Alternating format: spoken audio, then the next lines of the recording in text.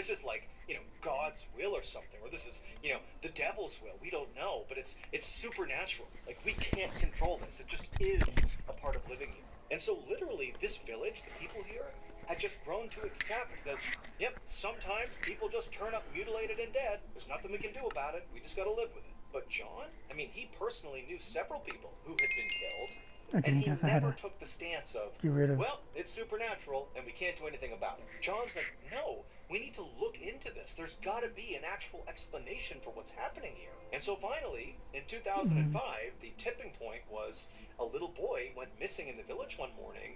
And for John, I mean, he has all these grandkids, including a bunch of little boys, and he saw this little boy go missing, and, he was never found again. And John's thinking, that's just like one of my grandkids. This has to stop. We got to look now. We have to look into this now. And so John very forcefully rounded up some people in the village, his friends and neighbors and others, and he told them, tonight we are going to set up a stakeout and stay out all night if we have to, and wait for this demon, this creature, this person, whoever it is. We are going to catch them in the act and put an end to this thing. And because John was so motivated, so enthusiastic, and so ready to sort of lead this thing, he really quickly turned the tide of people's opinions in this village. It's like they went from being, oh, we can't do anything about it, to, you know what, yeah, let's put an end to this thing. And so sure enough, that night, John and all these people he had got together for this stakeout, they headed to this area in their village called the Butchery. They had named it that because the majority of the 83 people who had been killed and mutilated and, turned up dead, they were either found roughly in that area, or that's where they were last seen before they vanished. And the Butchery was actually basically right next to this lake, this placid lake that sort of sat right next to the village. So everybody's scared of this lake and this area, but tonight's the night. They're going to figure out what's happening in this village. And so John and the other volunteers, they make their way over to the Butchery, and they each climb into these tall bushes, these reeds that are right next to the lake. They all crouch down, kind of keeping their eyes on the land, the Butchery, and also the lake. And there they sat, all of them constantly looking at each other, maintaining eye contact, to stay safe.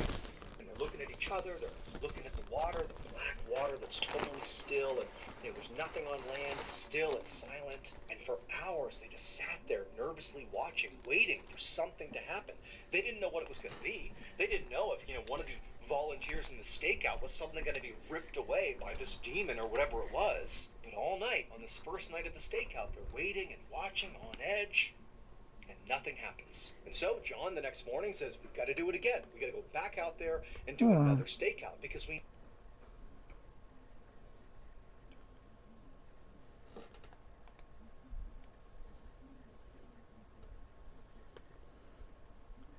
looking at each other, maintaining eye contact, to stay safe.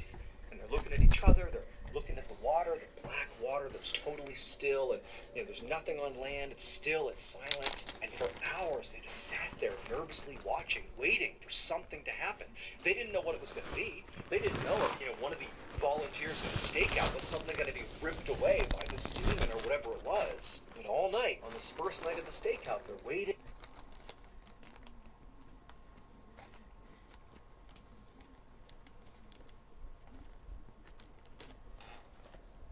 and watching on edge, and nothing happens. And so John the next morning says, we've got to do it again. We got to go back out there and do another stakeout, because we know there's something out there. And so sure enough, night 2 rolls around, and now they have even more volunteers. They're motivated. They're out there in the bushes, waiting, watching the lake, watching the land, but nothing happens again. And this cycle continues for 4 more days where nothing happens. John is rallying people every night to keep going back out there, but the group is getting more and more tired. I mean, they're staying out all night. It's also sort of deflating to realize that, it looks like we don't have control over whatever's happening here. Like, we can't catch this thing. We don't even know what it is. And so after 6 days of this, where they have seen nothing, no one's been taken, no one's been killed, it's been totally quiet in the village, John rallies the people one more time. He goes, one more night. Give me one more. I know we're going to catch something. And so he got the village to kind of agree to go out for one more night. And this night, unlike the others, John decided to do something different, to try to sort of entice, whatever this creature or person or whoever it was, whatever it was, to entice them out of hiding. He and the villagers strung up all this organ meat in the trees right near the butchery, believing that, whoever was killing these people was seeking their meat, and so they put meat up in the trees. And so that night, the seventh night, John and the others, after putting their organ meat in the trees, they crouch down in the bushes, waiting and watching, and it's silent and it's dark.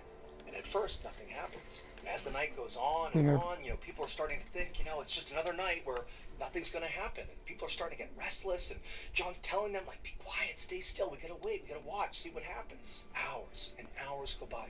Nothing. But then, between 4 or 5 in the morning, it's still dark out. The water's black. It's still and silent. And people are really starting to get restless at this point. And they begin to hear something. It's like this low grumbling sound that appears to be coming from the lake. It's hard to tell. The lake was pretty big, and it was still dark out. They're looking out at the water, and it's just dark. And they're right near the water. And so they're hearing this rumbling sound, and everyone's kind of looking out like this is the first time anything has happened during one of these stakeouts. And John, he's telling them, stay down, stay quiet. And they're looking out at the water, and it's still. But this rumbling, growling sound, it starts getting louder and louder and louder. It's so loud at a certain point that John, he can feel his body literally trembling from the sound. And as that begins to happen, even with the minimal light, they're looking out at the black water, and they notice ripples on the surface of the water. Something's moving in the lake. So everybody's looking and waiting. Everyone's scared. John looks over at the other people who are in the other set of bushes right near him, and he can see their eyes are wide. They're terrified. But everyone's looking out at the water. And then eventually this massive, dark silhouette emerges from the lake, and this loud growl fills the air, and everyone's frozen. And then whatever it is charges towards John. But it doesn't go after John. This huge creature runs past John and bites down on the meat dangling from the trees. But the meat, they had placed hooks in the meat like a trap. And as soon as this thing bit onto the meat, it got snared in one of the traps, and it couldn't move. And John, who had been waiting for this moment, even though he has no idea what's happened here, he knew he needed backup. And so he got up, sprinted into the village, and began screaming for everyone to come out here and help us. And so 50 villagers came pouring out of their homes, and they all descended on the tree with all the organ meat and this huge creature dangling and thrashing from the trap. And they suddenly realized that what had been plaguing their village was not a demon. It was instead the largest saltwater crocodile ever found in Uganda. This crocodile was 16 feet long, over 2,000 pounds. I mean, this thing is massive. And for 14 years, this crocodile had been sneaking into the village, grabbing people, and dragging them back to the lake. And nobody had seen it. Or more specifically, anyone who had seen this crocodile, this beast, did not live to tell the tale. Authorities were quickly called to the village, and they wouldn't allow the villagers to kill this crocodile as much as they wanted to. Instead, the crocodile was relocated. Idiots. Last year, we launched a brand new podcast here at Ballin Studios called Redacted. Listen to the... And there are hours of content available right now for you to binge. New uploads to this YouTube channel will be every single Tuesday. Link in the description. Back to the stories.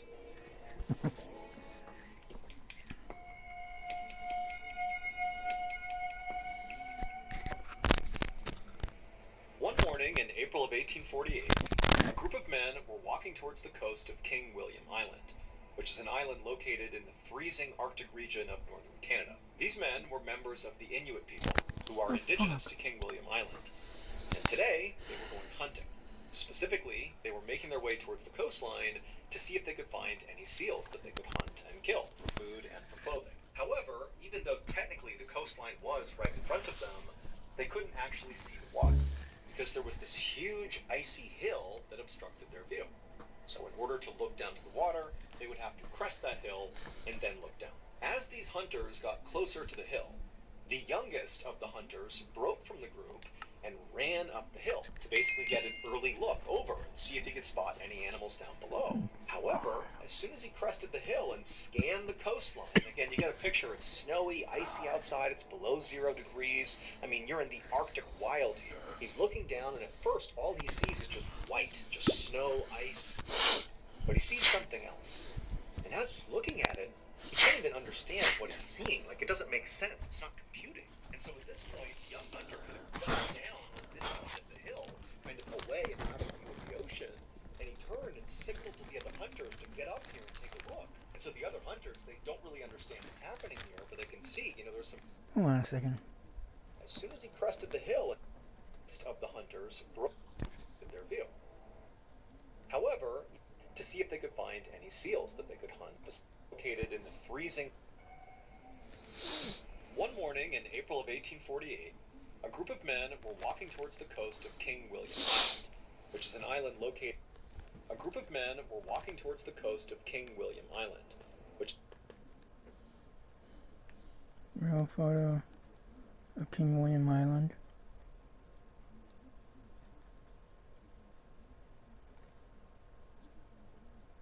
is an island located in the freezing Arctic region of northern Canada. These men were members of the Inuit people, who are indigenous to King William Island.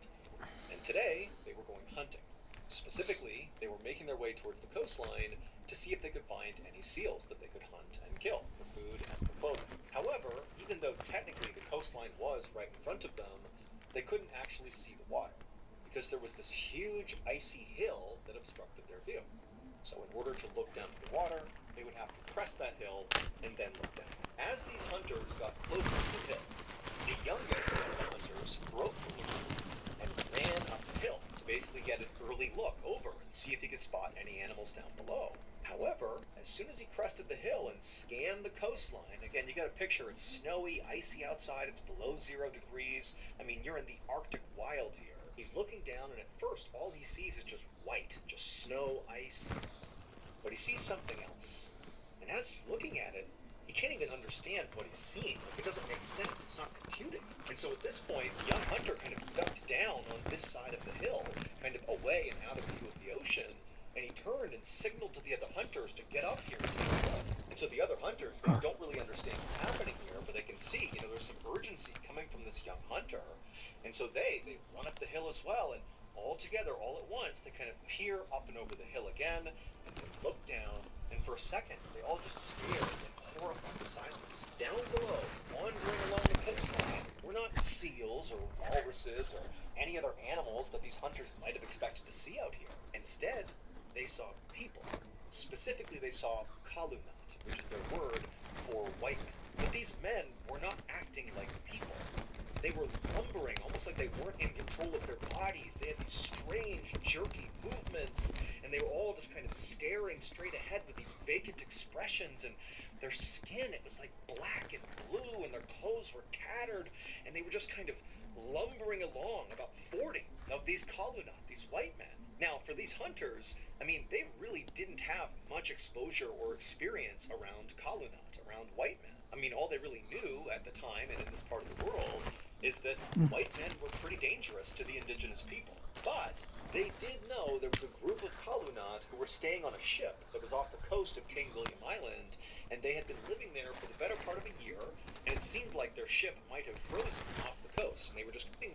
Men were pretty dangerous to the indigenous people. But they did know there was a group of kalunat who were staying on a ship that was off the coast of King William Island, and they had been living there for the better part of a year, and it seemed like their ship might have frozen off the coast, and they were just kind of trapped until the warmer months came around and they could sail away. But to this point, the Inuit people really had not seen or interacted with any of those white people. They had just kind of kept to themselves, and that was it. So just to see the kalunat, the white people, on land, that alone was really shocking. Like, what happened? Why did they leave their ship? Why are they here?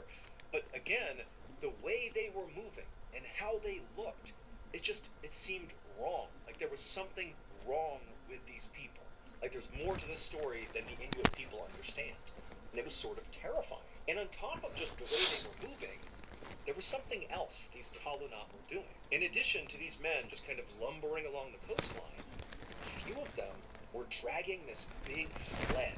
And there was a tarp over the sled. Clearly something big, or several things, were under this tarp. But the Inuit hunters, they couldn't quite tell what it was. It was covered up. And so they're just watching these men in this weird parade along the coastline with the sled, and they really were like, we have to get out of here. And so they ducked their heads below the icy hill to kind of stay out of view of the kalunat, who to this point it did not seem like they had spotted hunters. And as the hunters are sort of trying to figure out what they should even do. They hear this awful guttural scream coming from down below where these men are, where these white men are. And instinctively, the hunters, they grab their spears and they poke their head up over the hill, almost thinking maybe they've spotted us, maybe they're going to attack us. But no, when they look down below, many of the Kaluna were still just kind of lumbering along. One of them had stopped. He was kind of retching around like there was something wrong with him, and he continued to scream out, and then he just crumpled to the ground. But the other white men, it was like they didn't even react to him, except for the men pulling the sled. They pulled the sled right up alongside this man who had just fallen to the ground after screaming, and they just sort of nonchalantly pulled back the tarp, revealing all sorts of bodies on the sled.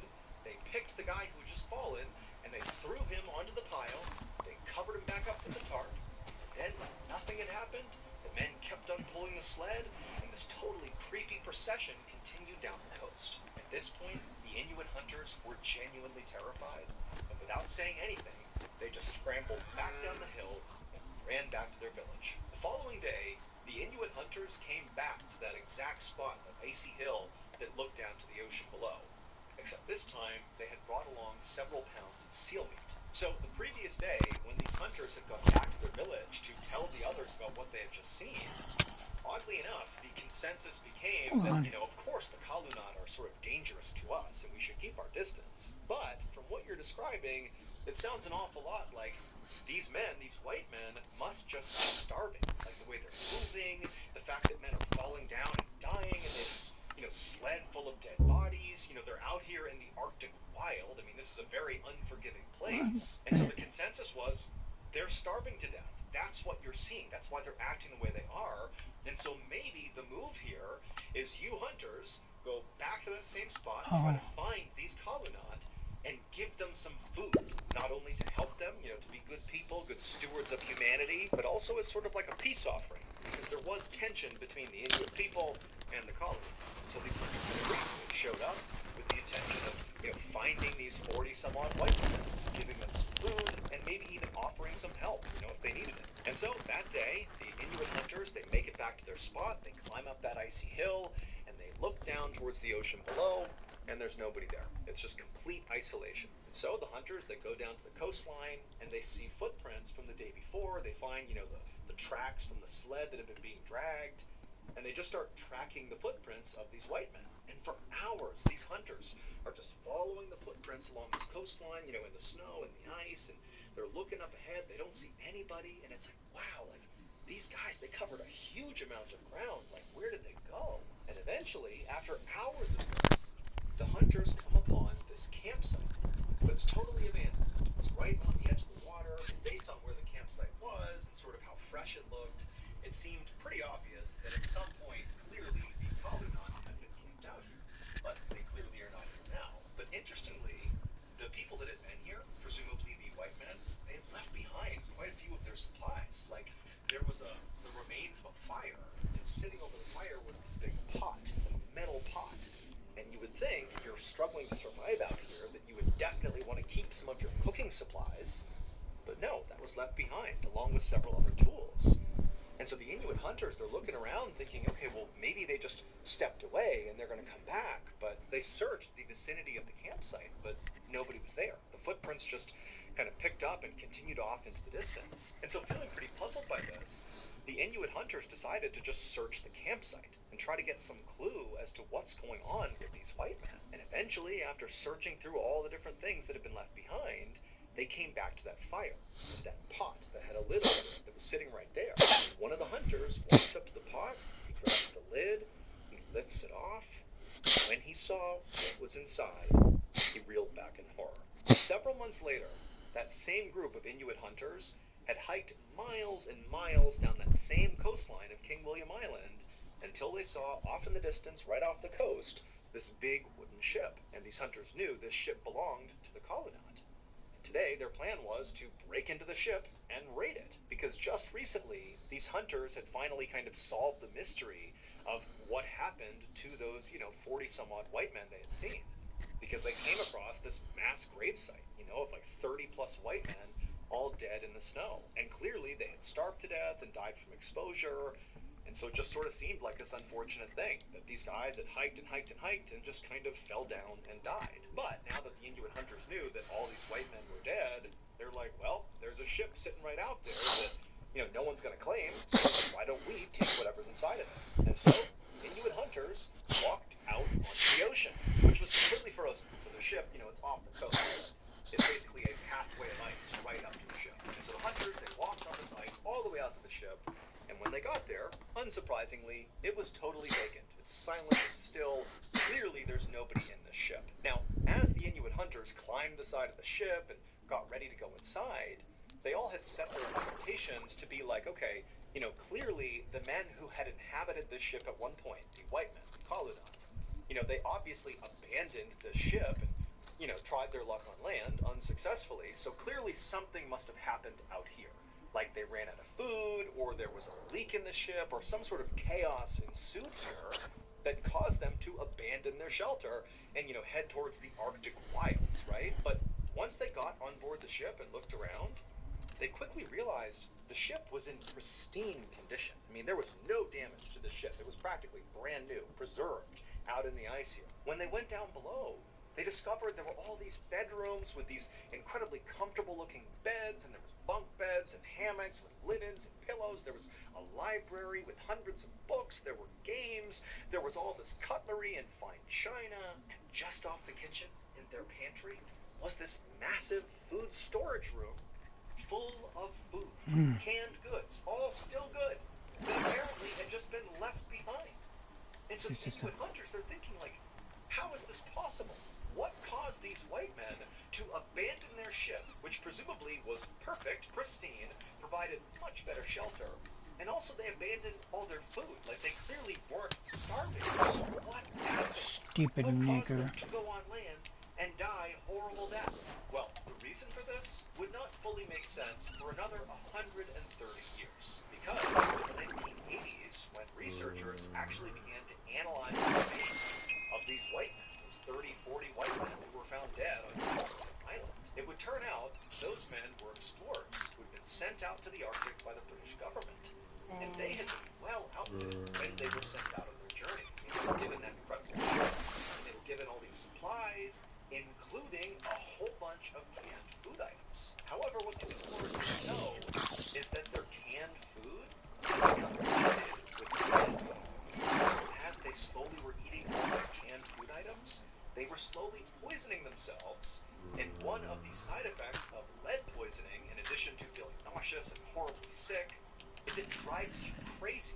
It basically gives you these wild mood swings. And so, like, the whole ship, The all dumb these honky's men gonna try to steal are one. undergoing these totally insane mood swings and basically falling into actual mental hysteria out on the ship. And so, in their hysterics, all these men decide to abandon their ship and head into the Arctic wilds No, niggers. to forage for food. Stupid niggers. Who knows what? I mean, they I'm doing literally that were shit. out of their minds. And when they got to land, into the wilderness, they didn't find food, they didn't find shelter, they found death and misery. And as they devolved into insanity and men began falling down and dying, because they were starving The to fuck death, over there, they began faggot. eating their brothers. They began eating the dead men. That sled they were dragging along was not to preserve the bodies, to give them a proper burial down the road.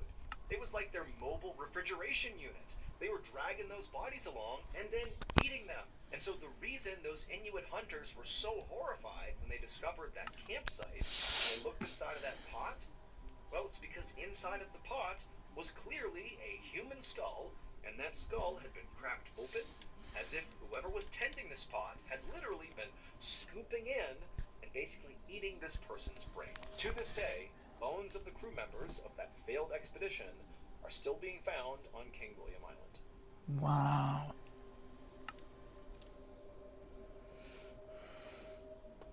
That's gonna do it.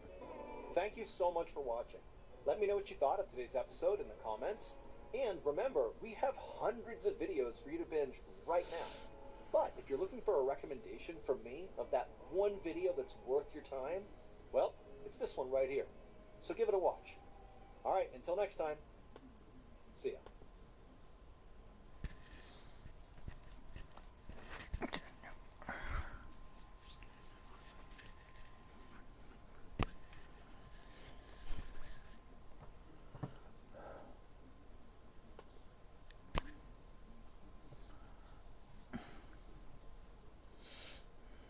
being able to leap and jump and make it back. As the group was on the ice, it began to break up.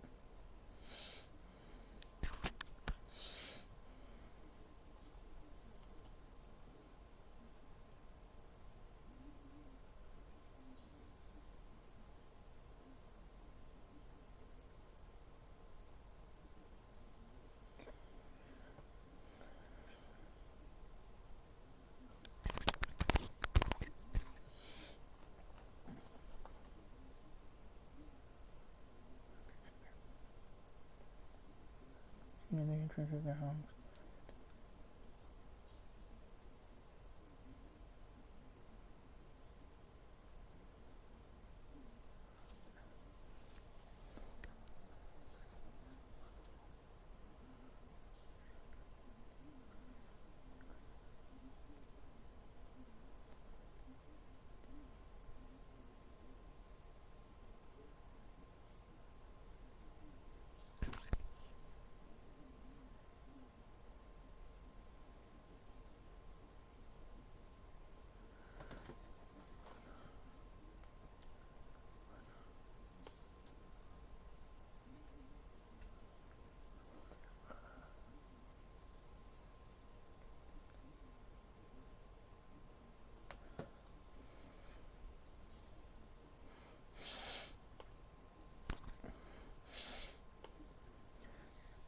The Endurance documentary. You fucking idiots. The Endurance. The Endurance documentary. Fucking niggers. What? What?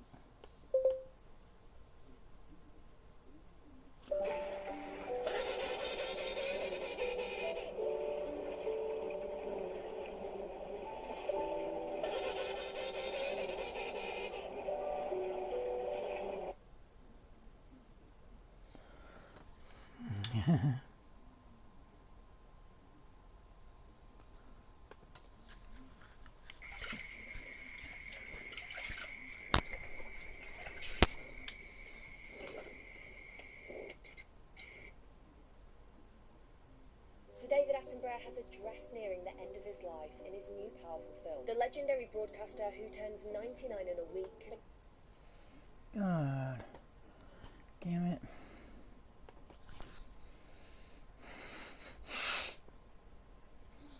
David Attenborough. You fucking niggers. I'm gonna kill you. David Attenborough. I'm gonna slit your fucking throats, Google. David Attenborough. You dumb niggers.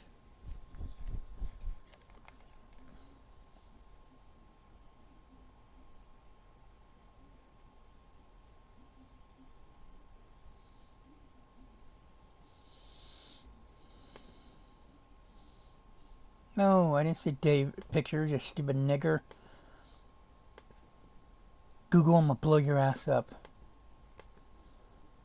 Google, I'm gonna blow your ass up. David Attenborough. Stupid niggers. I didn't see pictures, you stupid cunts. That's gonna suck if he goes. He's still alive.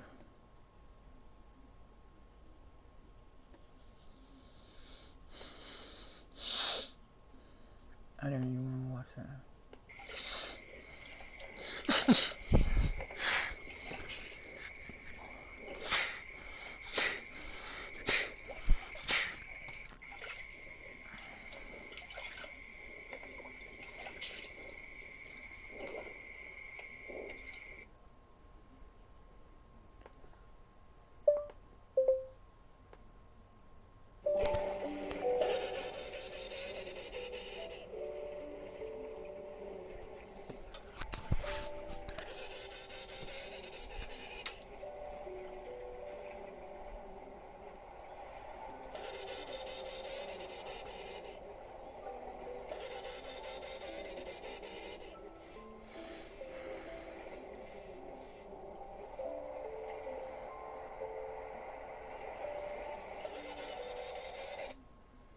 So stupid.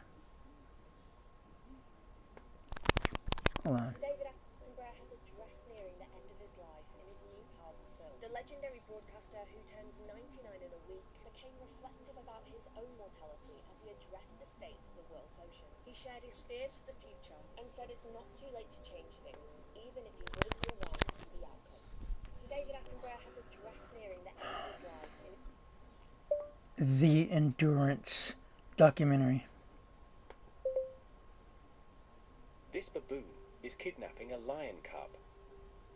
And this one, strategy. Baboons are opportunistic creatures, and by stealing such as leopards, but unfortunately, the outcome is often tragic, as the cubs rarely survive these encounters, which serves as an example of the harsh realities of life in the The Endurance documentary.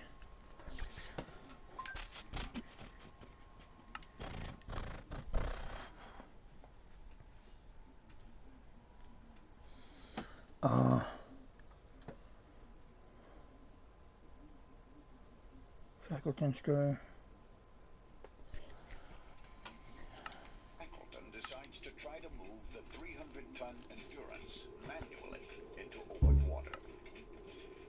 For close to 2 days, the crew works with virtually no rest, exhausting themselves battling against the ice.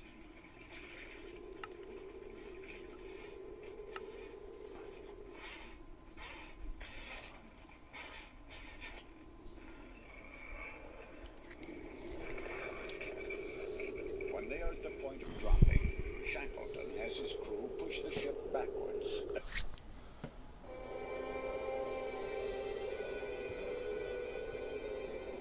One day in late 1914, what was intended as an important Antarctic expedition started to go badly wrong. On this day began a 2-year nightmare of hardship, catastrophe, and ultimately heroism of the highest order.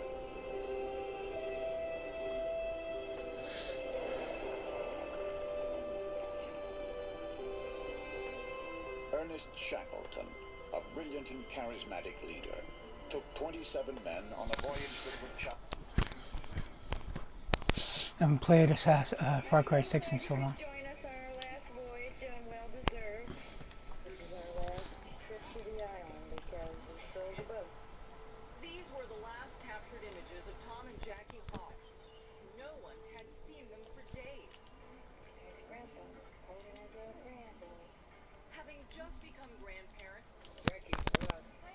the retired firefighter and his loving wife hoisted a for sale flag on their 55-foot yacht, the Well-Deserved, in order to spend more time on land with their growing family.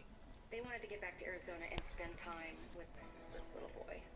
Quickly, another couple from Newport Beach, California, responded to an ad they placed to sell the yacht. The buyers were this young couple, Skylar DeLeon, 25 years old, and his wife Jennifer. Jennifer's pregnant, and they have a little baby daughter, Haley.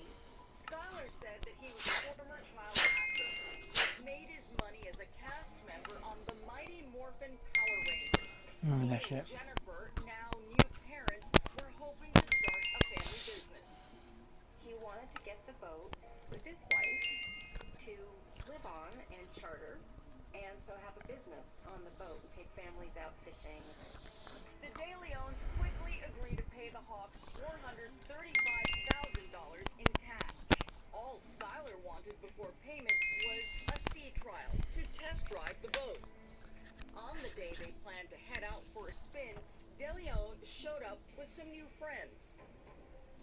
The buyer comes with a young guy, skinny guy, and a much bigger guy who he says is his accountant. Okay, there's the jetty. The Hawks set a course out of Newport Harbor. When the sun rises the next day, the Well-Deserved is moored back in the harbor, and Tom and Jackie are nowhere to be found. When I first got the call, I had one of the detectives. I said, head out to the yacht, see what you can see. The Hawks family files a missing persons report after Tom and Jackie and their SUV aren't seen for weeks. when now retired Newport Beach Detective Sergeant David Byington enters the yacht to look for them. There wasn't any signs of violence. In fact, it's immaculately clean. The only clue? A receipt for bleach, heavy-duty trash bags, and Tums. Something in the back of my head said, well, if I was going to commit... Heavy-duty trash bags and Tums. Something in the back of my head said, well, if I was going to commit a murder, that would be my cleaning it. I'd get bags to destroy evidence, clean it up, down with bleach wipes. Maybe my stomach would be upset, so I'd take some Tums. That receipt eventually leads Detective Byington straight to the De Leons. When faced with questions, Skylar claims they haven't seen Tom or Jackie since purchasing the well-deserved, even producing a notarized receipt and a power of attorney signed by the Hawks. We spent like $485 on it. And that was cash, right? Yeah. That you paid him that day? Yeah. Investigators soon learn that Skylar is on probation for burglary, and the couple is $87,000 in debt. Detectives want to know how the De Leons were able to afford a yacht in the first place. I go, how is it you have this money that you could buy this yacht? And he said, I have to be honest with you, the money I got was from drug sales. Skylar, you got nothing to do.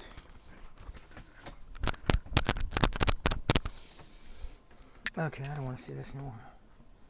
I want to watch the documentary. Or listen to it at least.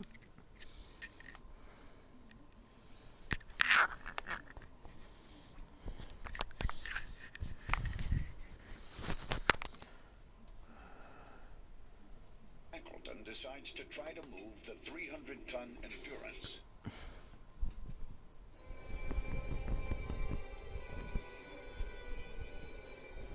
One day in late 1914, what was intended as an important Antarctic expedition started to go badly wrong. On this day began a 2-year nightmare of hardship, catastrophe, and ultimately heroism of the highest order.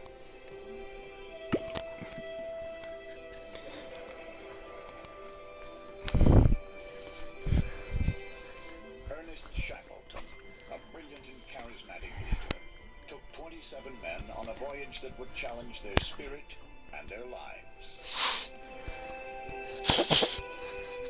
This is the saga of one of the most remarkable survival stories of the century, the voyage of the Endurance.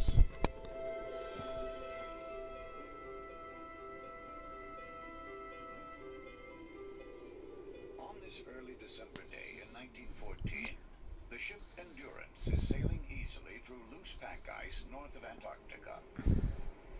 The expedition leader, Sir Ernest Shackleton, is an ambitious 40-year-old Anglo-Irishman. He is known for his way of drawing men to him, and for his ability to get out of tight situations. Oh, you know what? Hold on a second, you guys. I got her. The British expedition planned to sail through the Weddell Sea to the Antarctic. Their goal is to be the first to achieve an overland crossing of the continent. Ernest Shackleton was already a famed explorer. He was a rival of Sir Robert Scott's in the race to reach the South Pole. My father's relationships with Scott, it's rather difficult to describe it. You see, in a sense, my father was the adventurer who came in, who'd been one of Scott's people, and decided to run his own expedition. In 1907, Shackleton led his own team on a failed attempt to reach the pole. With him was Frank Wild, who would later join Shackleton on the Endurance. In 1912, Scott beat Shackleton to the pole, though Roald Amundsen had reached it first. Competitive and driven, Shackleton turned his sights instead to the journey over the largely unknown Antarctic. The impression I've got from all I've read about Shackleton and his expeditions is that things were rather thrown together at the last minute, usually short of cash, and the thing was just driven by his amazing energy and enthusiasm and ambition, and things did go wrong. And compared to, say, the Norwegian polar expeditions, Shackleton's were possibly a bit shambolic, but he got himself out of those situations. Life on the Endurance is a mix of disciplined routine and good times. More than 50 dogs are to act as sled teams for the overland crossing.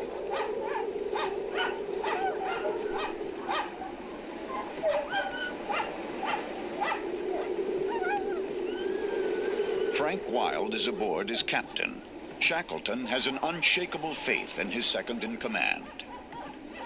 He was very dependent on Frank Wild. I would say Wild was a great man in his way. Frank Wild and he, I don't think, had to finish sentences ever. A glance between them would have suggested what was necessary. That fateful summer, there are freak cold temperatures in the Antarctic. The ship's log notes the worsening weather and lack of progress. The Endurance gingerly picks her way through a minefield of heavy floes and bergs. By January 20th, 1915, the Endurance is trapped. Diary of Ship's Carpenter Chippy McNeish, January 24th. Still fast, and no sign of any opening. The pressure is a serious business, and if we don't get out of it soon, I would not give much chance of ever getting away from here. The situation looks grim, yet the men have an abiding faith in the one they call the boss. For scientific leadership, give me Scott. For swift and efficient travel, Amundsen. But when you're in a hopeless situation, when there seems no way out, get down on your knees and pray for Shackleton. After more than a month in the pack, Shackleton decides to try to move the 300-ton Endurance manually into open water. For close to 2 days, the crew works with virtually no rest, exhausting themselves battling against the ice.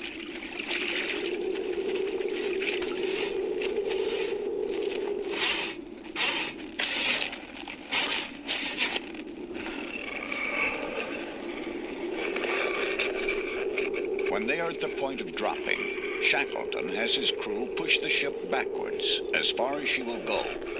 He intends to ram his way through ice that was up to 18 feet thick.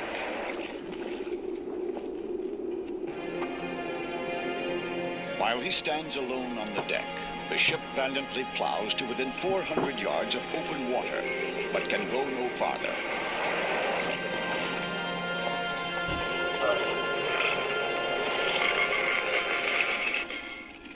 On February 24th, 1915, Shackleton gives up trying to free the ship, and the Endurance becomes a winter station.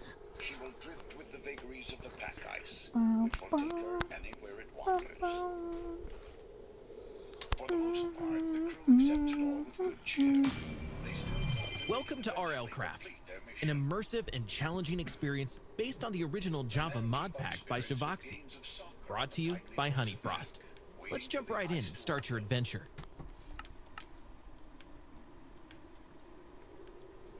Hello there. Welcome to RLCRAFT. Before we start, you must sign the contract. Let's find out what you're really made of. Choose your difficulty. Perfectly balanced, like all things should be. You don't know about RLCRAFT, do you? Let's fix that. Costume reviews are very popular. Shackleton wins the award for Worst Singer, though there are several close contenders. The real enemy is the tedium, dealt with by ever more drastic measures. We all had our hair cut, and then we had our photograph taken in the Ritz. We do look like a lot of convicts, and we're not much short of that life at present, but still hoping to get to civilization someday. Off, you idiot.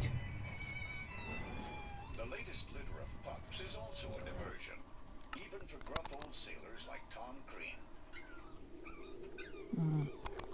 Frank Wild is fond of Samson, the biggest of the animals. The irrepressible You dogs fucking become niggers. more and more like pets. Catch you guys of the later. men. Goddamn niggers. The complacency is shattered one evening in early April. Millions of tons of ice are being shoved up against the Endurance. Shackleton